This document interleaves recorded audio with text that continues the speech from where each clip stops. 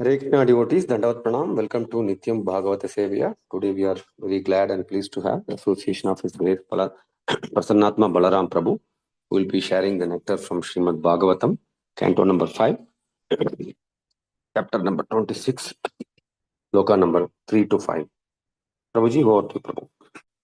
Hare Krishna Prabhu, thank you so much. Dandavat Pranams to you. Thank you for this opportunity for a little seva. Hare Krishna to all the devotees. Dandavat Pranams. So we can get started. Om Namo Bhagavate Vasudevaya. Om Namo Bhagavate Vasudevaya. Om Namo Bhagavate Vasudevaya.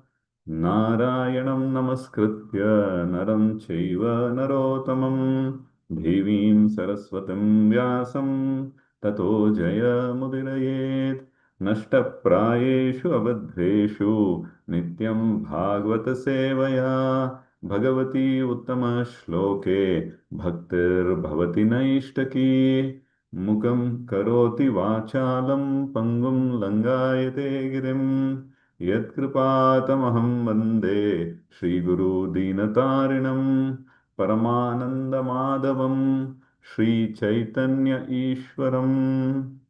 Hare Krishna, Om Tat Sat. So, Prabhu, I'll just go ahead and share. Okay, I'm the co-host. My audio video is clear? You're able to hear?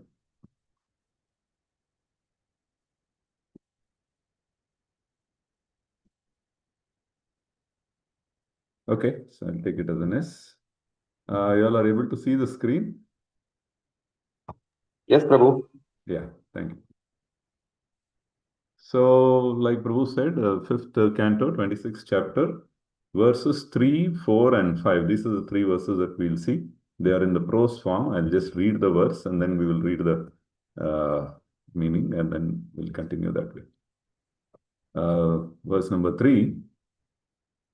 Athedhanim pratisiddhalokassanasya dharmasya tathaiva kartu shraddhaya vaishadrishyat karma phalam vishadrisham bhavati ya hayanhadi avidyaya krita kamanam tatparinama lakshana shrutaya sahasrashah pravrittastasam prachuryenaanuvarnayishyamaha.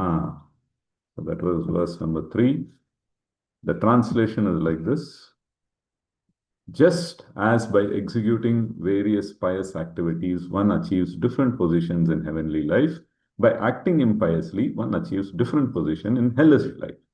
Those who are activated by the material mode of ignorance engage in impious activities, and according to the extent of their ignorance, they are placed in different grades of hellish life. If one acts in the mode of ignorance because of madness, his resulting misery is the least severe.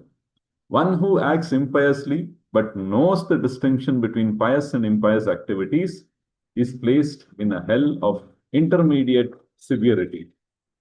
And for one who acts impiously and ignorantly because of atheism, the resultant hellish life is the worst. Because of ignorance, every living entity has been carried by various desires into thousands of different hellish planets since time immemorial. I shall try to describe them as far as possible. So this was the next verse, verse number 4. Rajovacha Narakānāma Bhagavan Kim Desha Vishesha Atava Bahishtrailokya Ahosvid Antarala Iti. So the translation, King Parikshit inquired from Sukadev Goswami, my dear Lord, are the hellish regions outside the universe, within the covering of the universe, or in different places on this planet? That's the question that he is asking. And text number 5.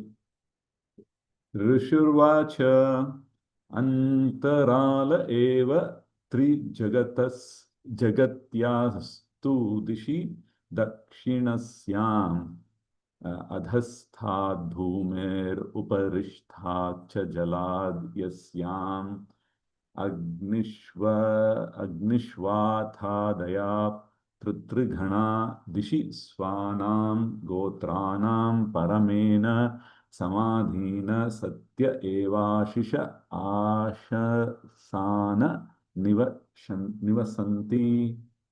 So the translation, the great sage Sukadev Goswami answered, all the hellish planets are situated in the intermediate space between the three worlds and the Garbhodaka ocean.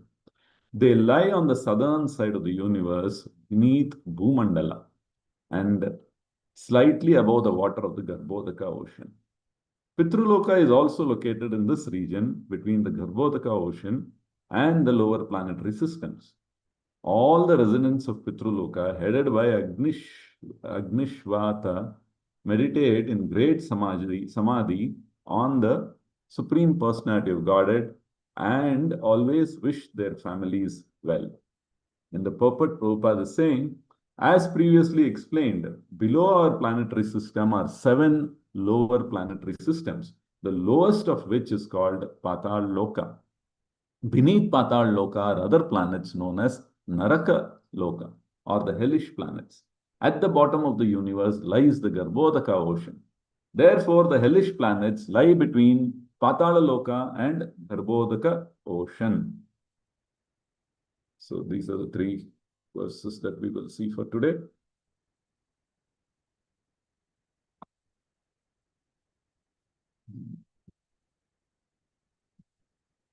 Now for the Mangalacharan. Om Ajnanatimirandasya Jnananjanashalakaya Chakshurunmilitam Yena Tasmai Shri Gurave Namaha Shri Chaitanya Manobishtam Stapitam Yena Bhutale Swayam Rupa Kadamahyam Dadati Supadantikam Nama Om Vishnupadaya Krishna Prestaya Bhutale Srimati Bhakti Vedanta Swami Niti Namine Namaste Saraswate Deve Gauravani Pracharine Nirvishesha Shunyavadi Paschatya Deshatarine Jai Shri Krishna Chaitanya Prabhu Nityananda Shri Advaita Gadadhara Shri Vasadi Gaur Bhakta Vrinda Hare Krishna Krishna Krishna Hare Hare Hare Rama Rama Rama Hare Hare Hare Krishna. That's it. So this is the start of the 26th chapter. So it's a chapter which is describing the hellish planets. So before we delve into this, I'm just seeking the blessings and the mercy of all the Vaishnavas and Vaishnavis who are here. Kindly bless me so that I'll be able to do some justification to these wonderful verses. This particular service that I'm doing, it is for the pleasure of the Lordships and as a service to the Guru Parampara and also for my own purification. Hare Krishna. So actually, I'll just try to, there are some interesting things that are there in these 3 shlokas, which I thought I'll just try to bring that out. So this is the start of the 26th chapter in the 5th canto. So 3 to 5 we are seeing. So actually this entire chapter is giving us a description of the hellish planets. So it is also describing the various planets that are there and then where it is located. And then it is also saying how a sinful person goes to various types of hell for punishment. Majorly for punishment, that's what we think, but actually the basis is reformation also. So punishment and reformation, which is about prayaschit and then regret, repentance, etc. when the punishment is happening. So there's an opportunity for purification in this way. So that's one of the aspects that we need to understand. And then, like I said before, the description that we will see in this chapter is about various hells and also the types of sins that are committed. So actually, there are 28 different types of hellish planets as per Srimad Bhagavatam. Some people say it is 21, but in Bhagavatam, there is a description of 28 hellish planets. Now, we see Parikshit Maharaj is asking where they are located. So that's an interesting thing, because most of the time we do have some confusion about what are hellish planets and what is Patal Loka. So there is some clarity that is being given here. And then why such an arrangement is being made by the Lord. So we will also discuss a little bit on that. And then we will also try to see what is the futility of life, either in hell. Hell, of course, it is, nobody would want to go there. But then there is a reason why we are sent there. It is like a prison house. So there is all prisons are made for punishment. That is the overall general view. But we should understand that all prison houses are made for punishment and reformation, or we can say reformation along with punishment. So this reformation part is something that is ignored, and then it's just that you get punished, then you become free, and then you again want to go back. So we've seen convicts or habitual offenders who are so used to that prison life that they don't mind going back there again and again. So this whole concept of reformation and then coming out is lost out there. So anyway, now similarly in the hell also, the futility of life in hellish planets or hell, and then in heaven also, what is the futility of life? That we can see. And then the way to get out of such a miserable life also needs to be understood. So these are some of the things that we will try to cover today. Now, coming back to the hellish planets. So I just mentioned that there are 28 planets that are there. So I just try to give, let me just share.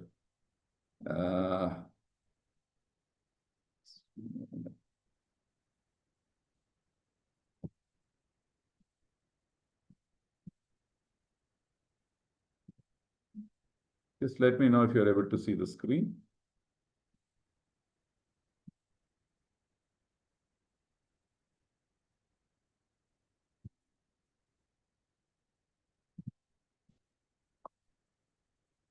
Okay. So the 25, the 28 hellish planets, the names are here. Some of it you might remember. I thought I will just run through these names just so that we understand what are the 28 hellish planets. Tamishra, Andathamishra, Raurava, Maharaurava, Kumbhipaka, Kalasutra, Asipatravana,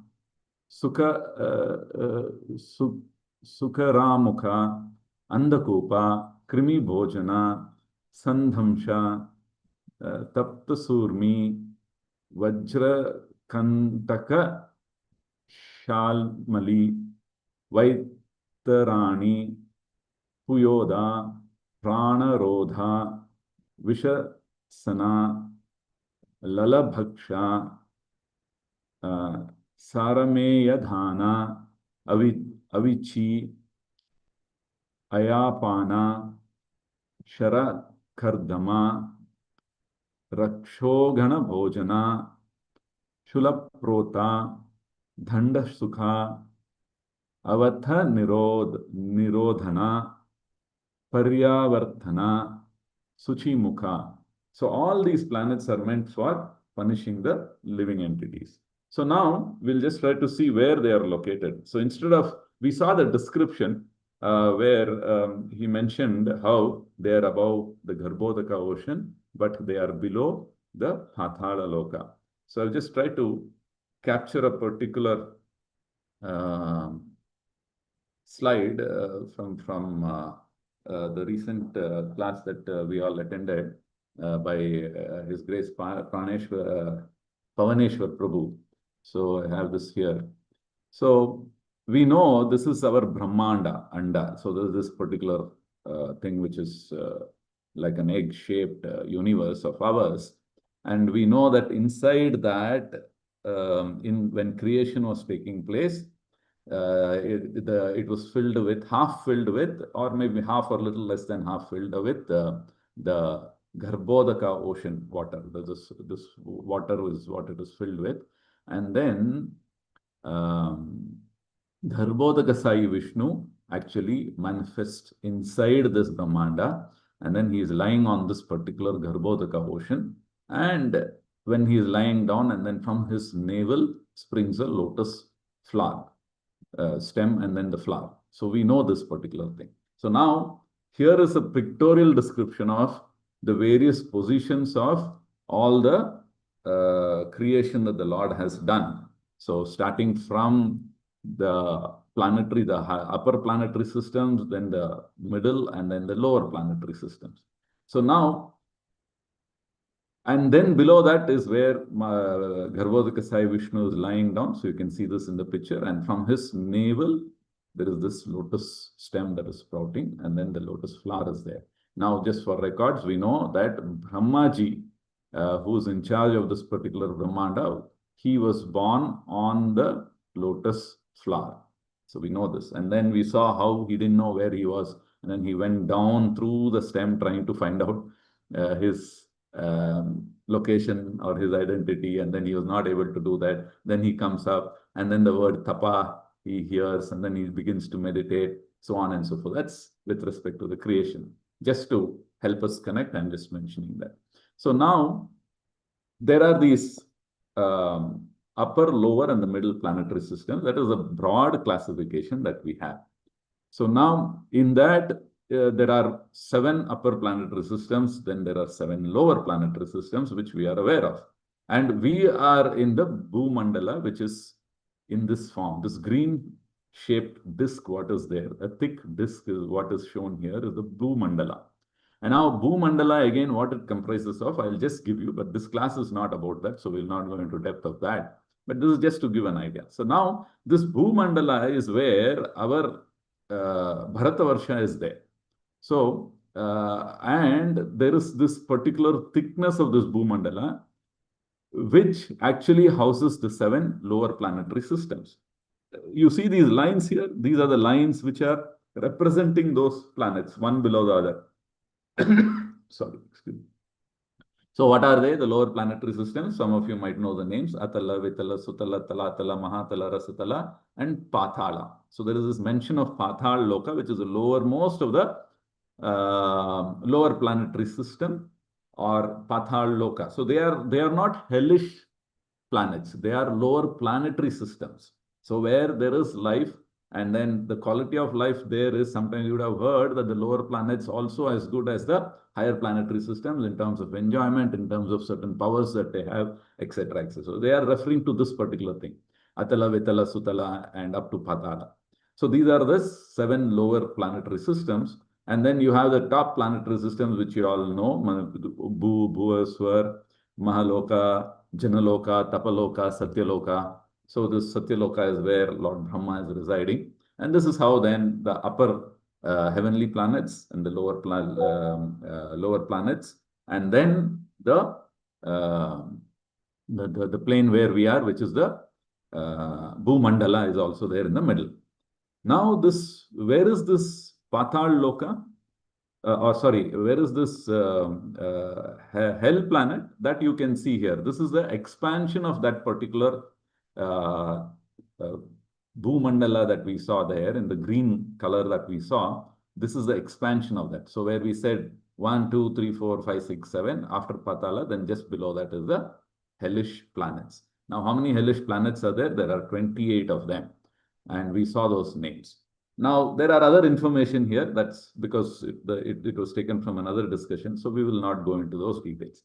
So we just start seeing this to understand the location of hellish planets. And this is also giving you an idea. So below those hellish planets is the Garbhodaka ocean. On that ocean is where Lord Garbhodaka Sai Vishnu is lying down. So this is just to get that alignment right. So it also mentions on the south side. So south means down. So you can see the directions also here with the Brahmanda, and then the north, and then the south, then the east and the west. So this is giving us a bearing. And there's a small globe there, and that is our Earth planet. So this is how the entire Brahmanda is, and then we also have some idea of where the hellish planets are. So that's the purpose. Okay. Now, just for academic interest, I said Bhumandala. So Bhumandala is divided into 9 Varshas. What is a Varsha? What is a Dvipa? All that is a different discussion. But this will tell us how the Bhumandala, the various things are there. So when earlier days, people used to travel from one Varsha to another, one Dvipa to another, and all that was possible. But now it is not possible. So then you have this Earth globe, which is Bharat Varsha, which is here at the bottom. So you can see that this blue color round or the globe. So this is just to give this is that crest that we were talking about. And the thickness of this crest is so much that you have the Patal Lokas below and the heavenly planets are above. Okay. So this was just to give an idea, because I think Parikshit Maharaj is asking what are they, and then actually Sukadev Goswami is explaining. So in that explanation, what does he say? All the hellish planets are situated in the intermediate place between the 3 worlds and the Garbhodaka ocean. They lie in the southern side of the universe, beneath Bhumandala, and slightly above the water of Garbhodaka. This is what I showed you pictorially. And of course, it goes off to say how Pitraloka is also located in this region between Garbhodaka ocean and the lower planetary system. So below the Patala is Pitraloka. All the residents of Pitraloka, headed by Agnishvatha, meditate in great samadhi on the Supreme Personality of Godhead and always wish their families well.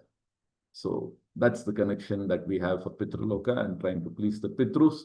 We just concluded the Pitru Paksha. So where a lot of people wanted to did a lot of activities to please their Pitrus, but pleasing the Supreme Personality of Godhead, pleasing the Vaishnavas, or you could please the Pitrus by pleasing or feeding Vaishnavas. I think that connection you can see here, because here it is said that they meditate they meditate in great samadhi on the Supreme Personality of Godhead. That's the translation of this particular verse number 5 that we read out just now today. So in this way, we can understand how everybody is aligned to the Supreme Personality of God. And this alignment we need to remember, because otherwise we will get distracted by many things, and then we would want to do things which are independent of this alignment to the Supreme Personality of Godhead. And when we do things independent to the alignment of the Supreme Personality, that is when the trouble starts for us. And that is when then we need to, we'll end up visiting various hellish planets and so on and so forth. So, trying to keep the discussion a little relevant. So, we all understand that when we do good deeds, then we go to the heavenly planets. And when we do bad deeds, then we go to hellish planets. That is, there is punishment. So, this is something that all of us know. Even a small child is aware of it. So, you are rewarded for good deeds and you are punished for bad deeds. So now, good deeds also, there are 3 different types of good deeds. In Bhagavad Gita, they're talking about good deeds that are performed in the mode of, in the 3 modes, in the 3 different modes, in the mode of Sattva-gun, in the mode of Rajogun, and in the mode of Tamogun. So even though one performs good deeds in the mode of, either in the mode of Sattva-gun or Rajogun or Tamogun, they will not go to the same destination. We should know that. And this is logic. We can easily understand that. So people who are doing good deeds in Sattva Guna, they will move to Svargalokas. That is what in the 18th, no, in the 17th chapter of Bhagavad Gita, that is mentioned there. And then in Rajogun, they are in the Madhya Tishtanti Rajasaha. So in the Tamogun, they'll continue to take birth in the Bhumandala. Svargaloka, which is in the Bhumandala. I'll come to that. And then people who are doing it in the mode of Rajogun, they'll go to Billasvarga. So now, what is this Billasvarga? Billa means whole. So the Billasvarga is, again, if you recall, okay, I'll just try to share that particular diagram once again. Just give me a minute.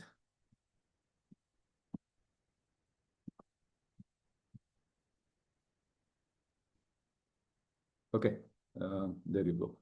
So, Rajogun good deeds, Sattvagun good deeds takes us to the higher planetary system, the heavenly planets, Tapaloka, Janaloka, Maharloka, Satyaloka, etc. And Swarga Lokas there, the upper ones. Then there is also the Swarga. There are three types of Swargas which are in the Bhumandala also, in this green plate that we see.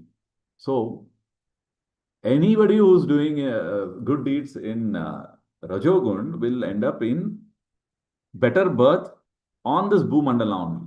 So now in that, if you have an understanding of the Varshas and the Dvipas that we spoke of, that comes in, I just showed that one particular slide, we didn't go into the details. So here, they will go to places where the enjoyment is very, very different there. And there is it is as good as the Swargaloka. So that is where they go. And the people who are doing good deeds in Tamogun will go to lower Swarga, that is Billa Swarga. That means there are Swarga-like opulences in the lower planetary system also. That's the point I just wanted to convey. So there's Atala, Vitala, Sutala and all that. They are all planets which are not hellish planets, but they are planets in the lower, their position is lower in the south of Bhumandala, but they also have the opulences of Swargaloka, like the enjoyment and the opulence which is there and all is very high there. So only this Mandala, even in Bhumandala, the Bharata Varsha is where, which is Karma Bhumi, which is where the entire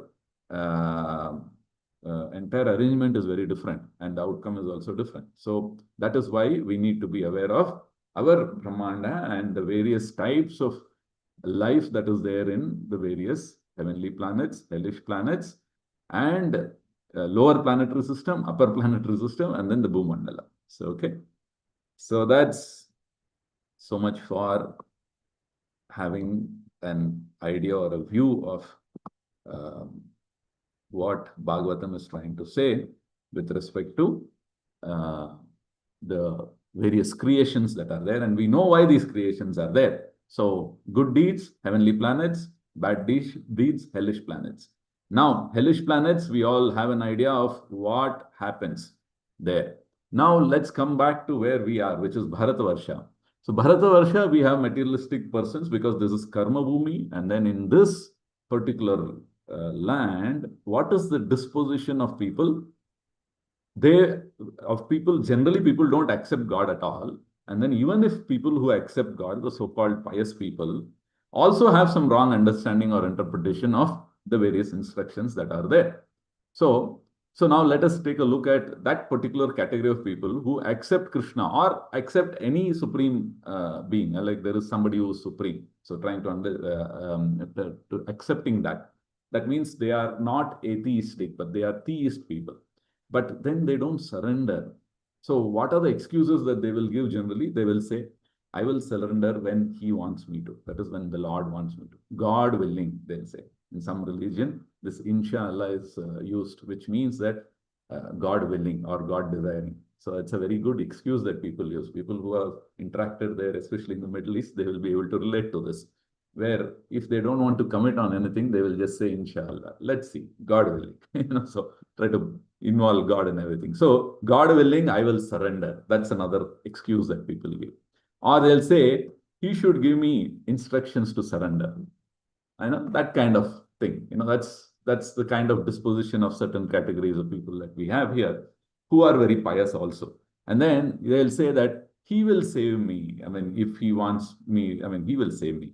And then we think this particular attitude, it actually brings out a very respectful response from another person. Oh, looks so nice, so pious he is and all that. But actually, this aspect of trying to depend on God, most of them use it as an excuse because they don't want to surrender. Because the surrendering is a very, very difficult proposition for any individual, especially when we are encaged or when we have a material body and when we think we are this body and then we have desires and so many things that we have, then the surrendering becomes very, very difficult. In fact, so the people behave like cats. Cat as in, there is this Marjala Nyaya that some of you might be aware of. which means that I'm completely surrendered. Whatever Lord wants, let him do. I am not going to do anything. But we understand that either it is Marjala Nyaya or Markata Nyaya, both of them are not conducive for, or both of them are conducive and they are also not conducive. Only Marjala or only Markata Nyaya is not what we are actually trying to follow. Our philosophy is not just Marjala or not just Markata. Markata, for records, is monkey kind of a surrender, which means that you put your effort to hang on, whereas the cat, it doesn't put any effort, it depends on the mother. So that's the correlation there, is that because somebody has to put in a lot of efforts to go there. That is how the yogis, they put their 1%, they think I'll have to do something, I have to endeavor, I have to do many things. So they keep doing all of that. And that is also not very correct, because you think that you have whatever achievement or progress you are making is based on your strength, your own endeavor and your own strength and your own intelligence. So which is not correct. So even Markata Nyaya is also not fully accepted, nor Marjala, because our philosophy is rope in a belt, which means that our effort, Marakata is also there, which we have to hang on to that rope. And then we wait for the Lord, the person about to pull us out, which means the Lord will pull us out. So there is Marjala also. Both Marakata and Marjala is mixed in the rope in the well philosophy, which is what a Vaishnava very well understands. So his effort is also needed, and then the Lord's mercy is also needed. And both are needed to get us out of the well or get us out of the material world. So anyway, so this is for Vaishnava. But then when we are talking about a regular person, we know how they are not very surrendered and they give this excuse. And this is some kind of an hypocrisy that is there. Why it is hypocrisy? Because Krishna has already given instructions to us. It is not that every time he has to come and give instructions. In Bhagavad Gita 18.6, he has already said, Sarva dharman parityajya mam ekam sharanam vraja. Ham tum sarva papebhyo mokshishyami ma suchaha. Do not fear, etc. All of that he has already said. So he says, give up everything and surrender to me. So, but then here we are still saying, God willing, I will surrender. So instructions to already it has come. But then we don't pay attention to that particular instruction, and then we go into this. So this is again ignorance or trying to be smart. So there is this story of a person who's drowning. Some of you would have heard that, where there is this flood that is happening, and then he is in a house, and then his house water is entering, and it is getting flooded, and then it is almost like he is going to the upper floor, etc., etc. All of that activity is already done, but still the water is not receding and it is rising. So then he is praying to the Lord, very from his bottom of his heart, he prays out, "Oh Lord, please save me. I know I have complete faith in you. You will come and save me. So I'm not worried." And then he's sitting. He's sitting on the top of the roof of his house, and then water level is increasing. And then you see one person who's coming. So there is this person who's swimming, neighbor who's swimming, a good swimmer, and he comes, "Come, come, I will take you out from here." He says, "No, no, no, don't worry. It's okay. I have already, the Lord will take me. I'll depend on the Lord. He'll take care of me." That person swims and then he goes away. So water is becoming more, floods are entering, it's increasing more, and then it's becoming more turbulent. So the rescue people from the town, they have made some arrangements. So a boat is sent for him. And then the boat fellow comes there rowing, and then he says, "Okay, come over, I'll take you. We'll just get away from here." He says, "No, no, no, you don't bother. Go, it's for the others. I am not worried. The Lord will take care of me." He says, "Okay, I mean, suit yourself." So he goes away. And then after some time, the situation became even more severe. So then there is this air rescue thing is being planned because the situation has gone worse. So helicopter is coming with a rope dangling, and he says, "Come on, hang on, let's get out of here. You're almost drowning now." He's almost standing on his feet there, and then there is water everywhere. So he says, "Don't worry, God will save me." And then the helicopter goes off to save the others. And then in this process, now he is not saved by anyone, and then he dies because the flood water increased so much that he gets washed away. Then he goes to heaven, and then, or rather, he meets God. Then he is saying, "Now, what happened, Lord? You said you will save me, but then you didn't save me at all. I'm here in front of you. I had to die there down below." He says, "You fool, I sent a man, then I sent a boat, and then I sent an helicopter. None of this you accepted it. And then you rejected all the three, and then you're still blaming me that I didn't save you." So in this way, we understand most of the time the situation of people are like this. But then we need to understand that the Lord has already given us instructions, and we need to follow the rules to get out of this particular place, this hellish place, or the place of birth, death, old age, and disease. This is like getting out of a prison. A person who's gone into the prison house, he should follow the rules there if he has to get out. That's the right way to get out of the thing. And then he has to follow the rules to such an extent that the authorities, when they see that he is so nice in this thing, that means that they are convinced that he is transformed. Then once this transformation has happened, then the sentence gets reduced, or it gets cleared, or he is recommended for shortening of sentence. And then thereby he is able to come out of the prison even before serving his full time term, that kind of a thing. So this way, we can take the correlation of this prison house and then understand that there is a need for us to follow the rules. Following of the rules means then following the tenets of what the Lord has given, following the tenets of the Dharma. So when there are certain do's, there are certain don'ts, and then these activities are there, and we need to understand them. Now, just one word. Now, when we see the descriptions of the hellish planets, it might be very scary for us. And then in the verses to come, you'll see a lot of descriptions coming up there. So now when these descriptions are coming up, then it puts in a little bit of fear in our hearts. Now, Garuda Purana is supposed to be the authority for various things, especially with respect to punishment and other things. So now, in that Garuda Purana, it is said, who are all the type of people who will visit hell is being given with.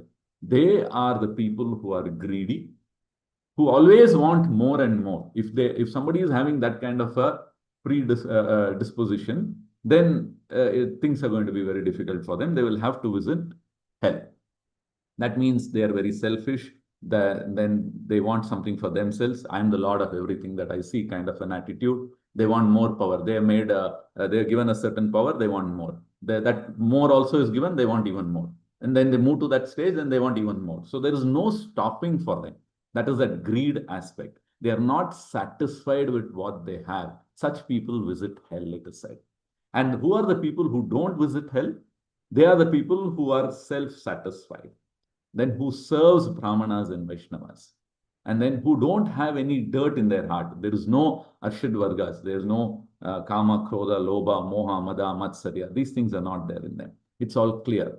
And they are not attached to any desires. They might have desires. I mean, they might desire to have something, but then they are not attached to it. They are not super endeavoring for it, or they are not trying to, think that life is miserable without that. That kind of attachment is not there. So, not attached to desires, serving Brahmanas who are self-satisfied means whatever position the Lord has put them in, they are satisfied with that, and then they just do what they have to do.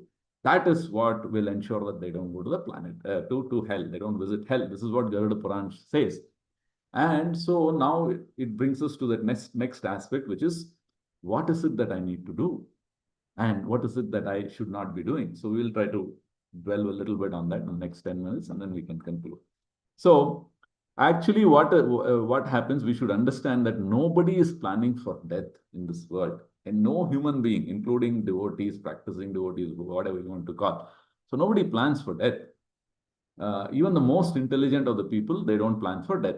How do we know this? We know this by this question and answer session that happens with Yudhishthira Maharaj and the Yaksha. So where the Yaksha is asking, the very first question is, what is the most amazing thing?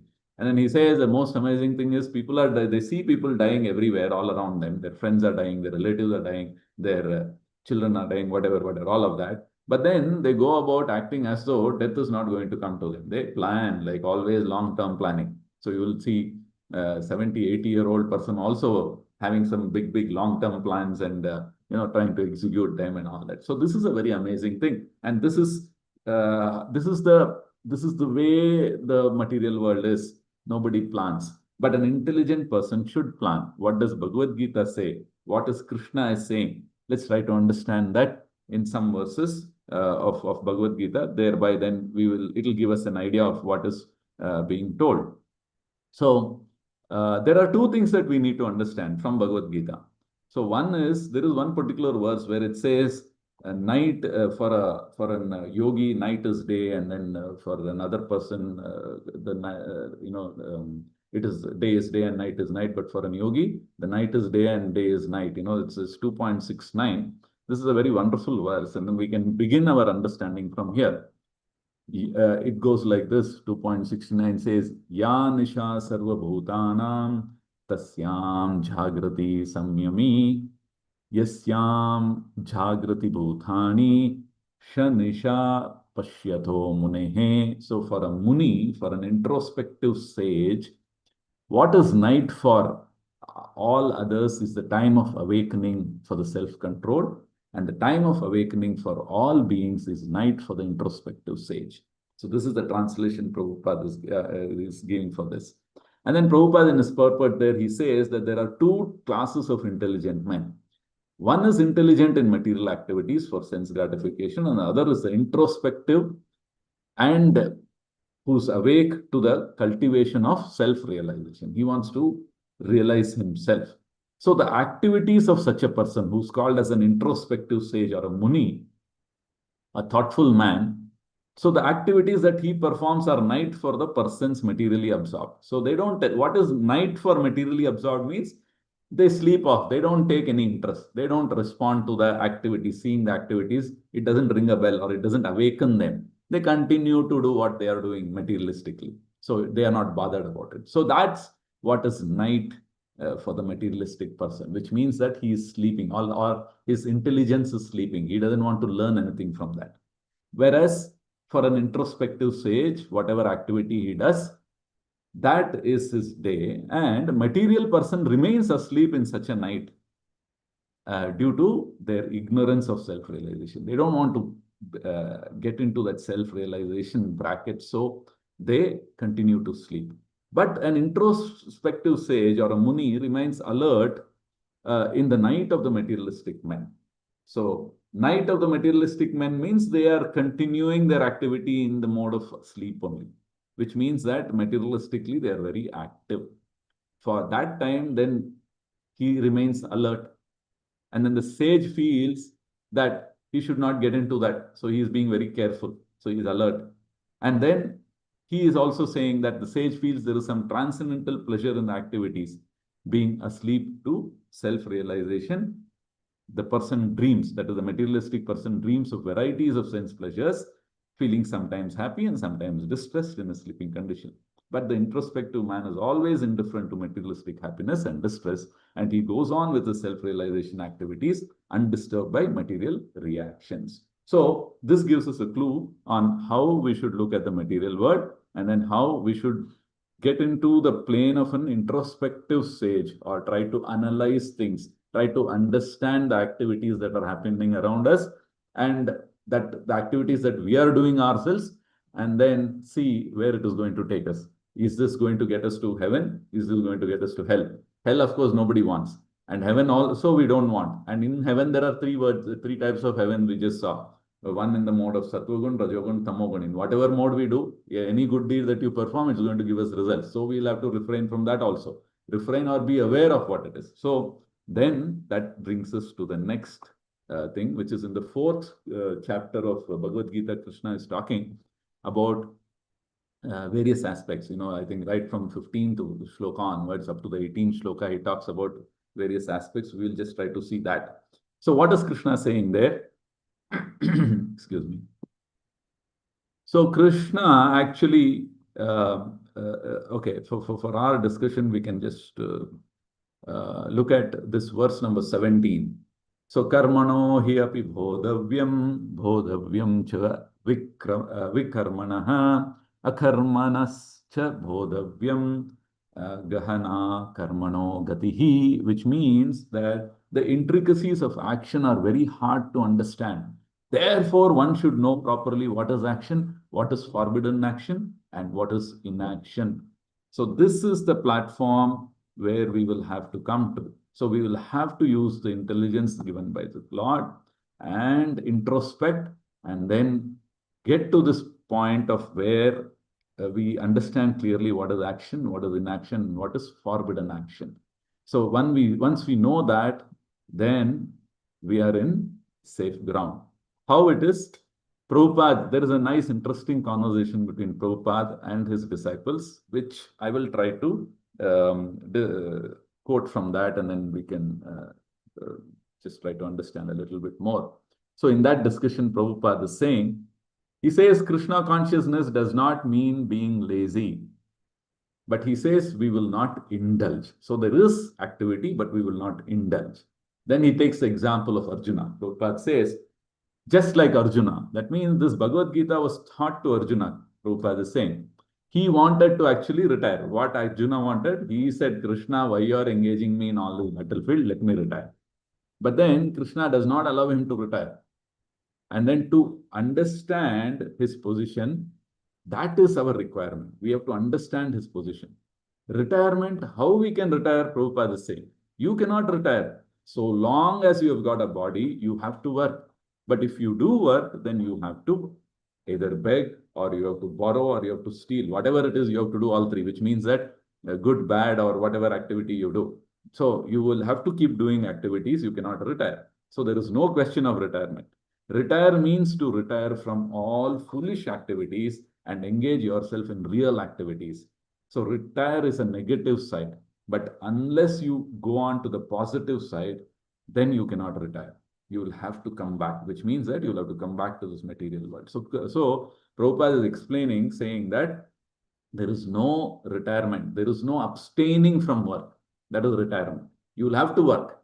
Now, when you are working, whether you work with detachment to results, attachment to results, or what other type, or good result, bad result, what you want. So the consciousness in which we execute our work decides where our next destination is going to be. And for practicing Vaishnavas, we know that we have to do it for Krishna, but we should also realize that even a small variation in the consciousness can land us in a Swargaloka or probably in a Narkaloka, depending on the consciousness which we are doing. So this way we need to understand this. So because it is said that even heavenly planets, Prabhupada used to say that I'm only afraid of one thing. Most of our practicing devotees will end up in Swarga. So which means that it could be Billa Swarga, or it could be the Bhumandala Swarga, or it could be the upper planetary systems, any of the Swarga. So there is a chance that many of them will land up there. Many of them will become demigods, they say. So these are all the pitfalls that we need to be aware of. Now, he says that, and then contrary to that, he says there are many yogis and jnanis. What they say the world is false. Let me retire from it. So retiring is no option. Prabhupada is stressing that point. But after some time, he again falls down. So we know this. So retirement is not the right thing. Then we need to purify our activities, Prabhupada is saying. Not to stop activity, but to purify it. Just like when you're diseased, it is not required that you should be killed. Your disease should be cured, not that you should leave the body, but then your body should be made all right. So that is required. And retirement means to become cured from the diseased activities and then place yourself in healthy activities. So when your disease is cured, you'll continue the activity, but then you will do it with health. So that is Krishna consciousness, Prabhupada is saying. And then Prabhupada says that even the intelligent are bewildered in determining what is action, what is inaction. And now I shall explain to you what action is, knowing which you shall be liberated from all sins. This is what Krishna is saying in the 16th verse. If you know what action is, then you will be liberated, which means that you don't have to visit any hellish planets at all. And then he also says in the next verse, 17th verse, that the intricacies of action are very hard to understand. Therefore, one should know properly what is action, what is forbidden action, and what is inaction. So in this, Prabhupada is saying, to understand Krishna consciousness and action according to the modes, one has to learn one's relationship with the Supreme. That is the foundation. So the Sambandha Jnana we should know. And one who has learned that relation perfectly, he realizes that he is the eternal servant of the Lord, then you are on safe ground. That means, like Chaitanya Mahaprabhu also said the same thing, Jivera Swarupa Haya Nitya Krishna Das. So that's our position. And once we know our constitutional position, that we are part and parcel of the Lord and we need to serve the Lord, then there is no confusion. Then whatever we do will be in a mode where it does not attract any reactions to us. So for that, Prabhupada says it is very easy to understand that. Then he gives that example. He's saying, just like this finger, This finger is part and parcel of your body. The hand is part and parcel of your body. The leg is part and parcel of your body. So we are all part and parcel of the Supreme in that same way. So then what is our duty? Then he goes back to the analogy. He says, what is the duty of this finger? Now I wish I had to stand like this. So he's showing there and then to his disciples. Then he says, then the finger will stand. So it is carrying out the orders of that is coming from the mind or the brain. Then the finger is not acting independently. It is just carrying out the orders. It says, go pick up the rasgulla, then it picks it up. And then he picks it up with the right pressure. It doesn't picks it up with too much of pressure. Then the whole thing becomes squashed. And then he says, now you can't hold it with you. You have to put it in the mouth. So he then puts it in the mouth. Prabhupada says this actually. So like this, we should understand that we are part and parcel, like the finger, a small part, but then it has to serve the whole, which is the Supreme Lord. So I'm part and parcel of Krishna, and then my duty is to serve the Lord and nothing else. Now, anything else that we do, which is going to serve my own interest, self-interest, that becomes perverted action. And whenever there is any perverted action, then we attract some reactions to it. And whether it is good or bad reactions, any one of the two we will get. And when we get any one of the two, then we'll end up either in hell or in heaven. So both are not desirable for us. So the only path for us is the path of akarma, or not being attached, or doing it for Krishna. That is in the negation, akarma. But then actually Prabhupada explains akarma as doing it with proper consciousness, doing it for Krishna. And for that he gives the example of an army man. The activity that army man does is killing of another human being. But he is acting under the orders when war is declared by the government, and then the orders have been received. Then he goes and then he kills, for which he doesn't get any reaction because he is killed. Because killing an individual, you get reaction, but then you are killing based on the orders of the authority, which is the government.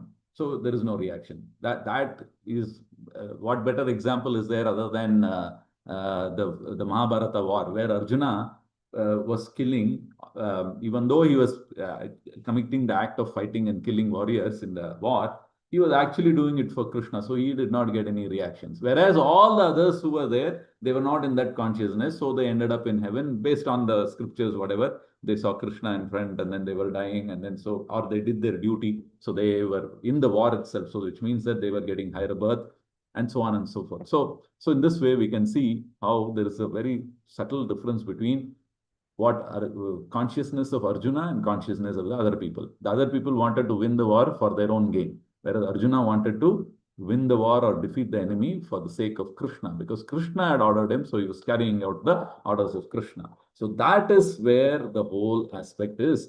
And then Prabhupada in that particular conversation brings out this aspect very well. And then by taking the example of the fourth canto of Bhagavad Gita, verses 15 onwards, I think even 12, 13 onwards it says, where it says how you have to follow a person who's already gone in that particular path, and then follow a karma, and then try to understand what is karma, and then try to understand we are part and parcel of the Lord. So all of these things that we just discussed in brief is in detail explained there. And then this understanding is very important for us.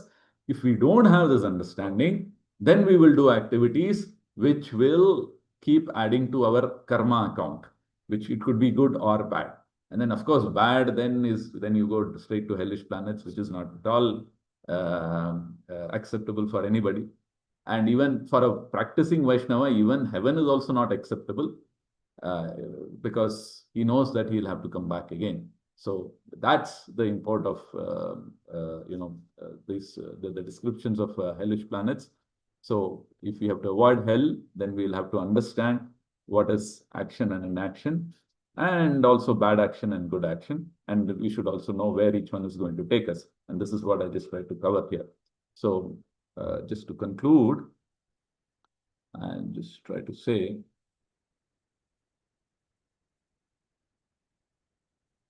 a person acting in Krishna consciousness is naturally free from the bounds of karma.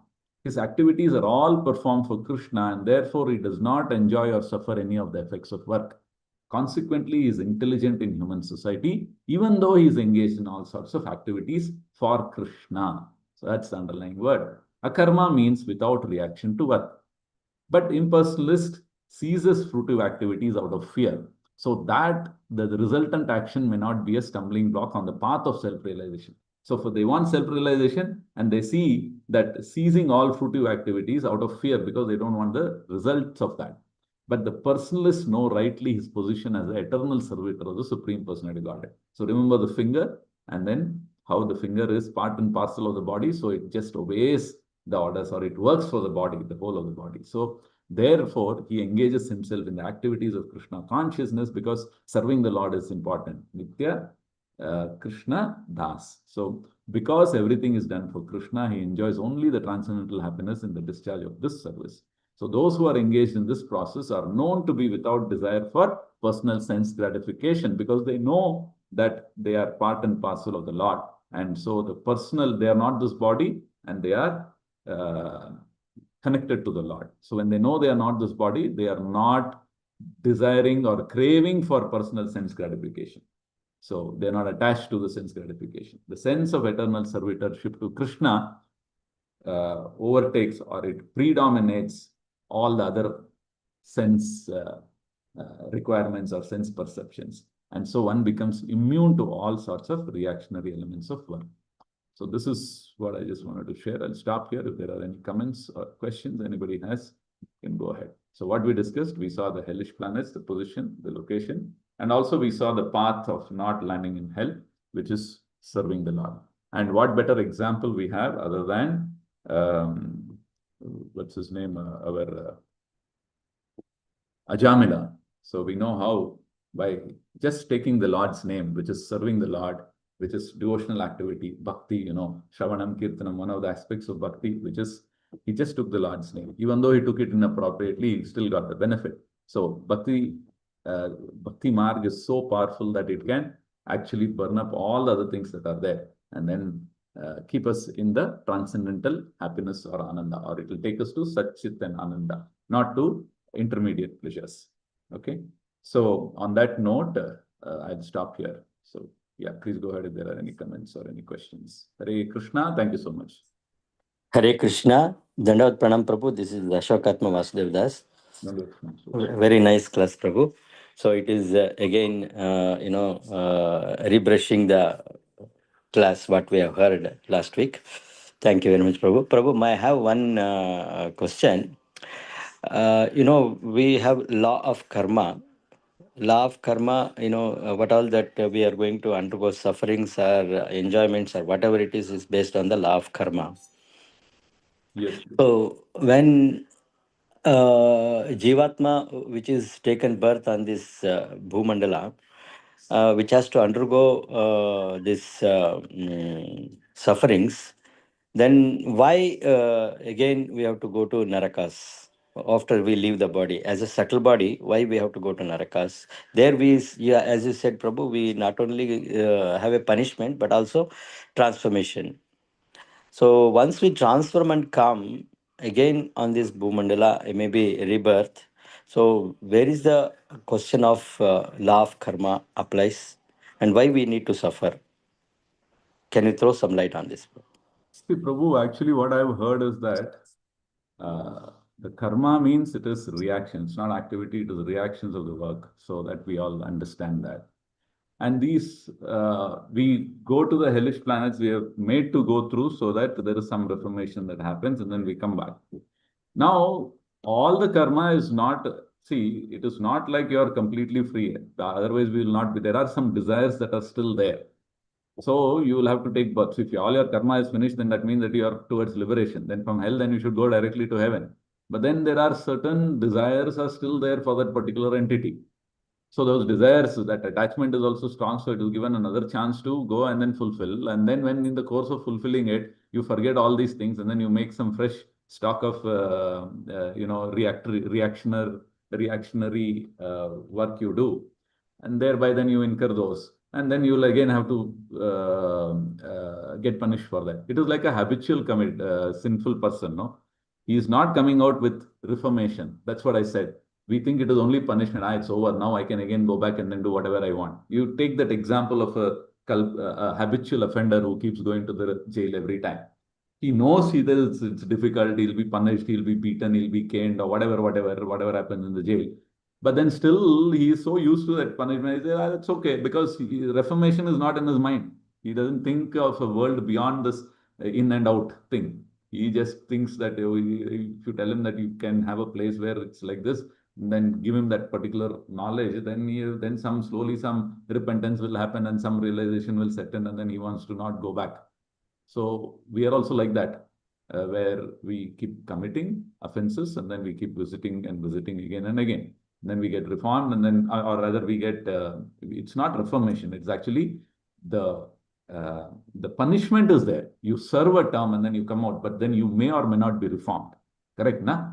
So some intelligent people will get reformed and will say, "Okay, I'll never want to go back again." But then there are others who will say, "Ah, only this much only. Now I'll see. Next time if I get caught only, now let us see." So they are still in that level where they are not thinking that way.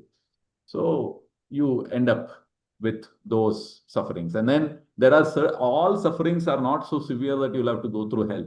Even your material world is also hell. There are certain lesser punishments which are there, which you'll have to go through here itself.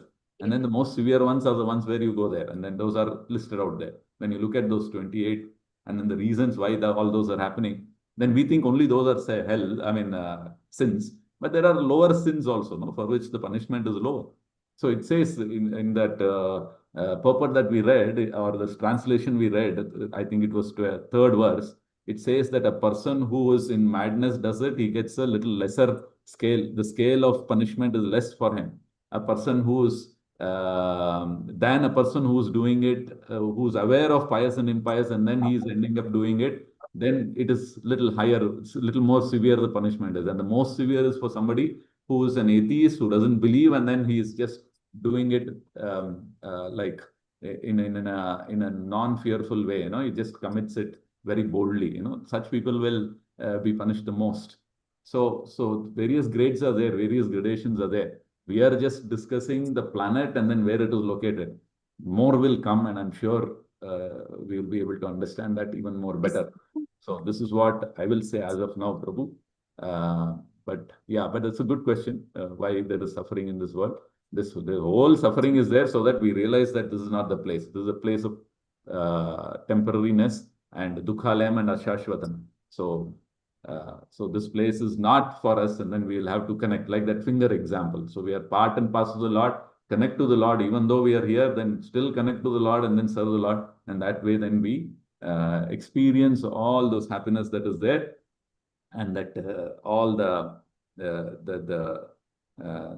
homogeneous aspect of how we are Sat Chit and Ananda, like the Lord, that thing takes us to a different level altogether. So then all these material things don't matter at all. But till we get to that point, there is always these desires that are attracting us materially. So then we do some activity, and then we take reactions, and then we suffer.